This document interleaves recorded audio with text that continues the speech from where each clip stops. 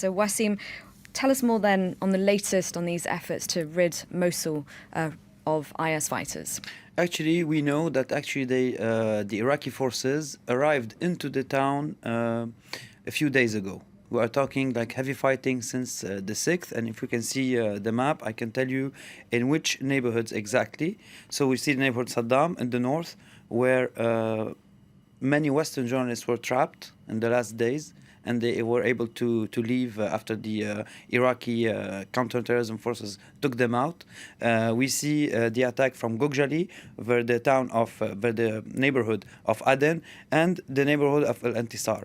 And also the Kurds today, they try to push from the north and towards the town, but they're still not inside the town. And we see also Bashika on the map, which you talked about, and you know Bashika was left behind because Iraqi forces advanced toward Mosul and they left the pocket of Bashika till later. Bashika is just under a small mountain or a small hill where the Turkish artillery is present. And today, the Peshmerga, the Kurdish forces, took the town with the aid of the Turkish army and the Turkish artillery present there since many years in order to train the Peshmerga Kurdish forces. Now, meanwhile, across the border in Syria, efforts are underway to isolate Raqqa. This is, we should imagine that it might happen, operations might begin, but up to this point, nothing of significance is happening on the ground. And if the announcement is made, it's very logical, but because we are in a war and there's a psyops operations all along.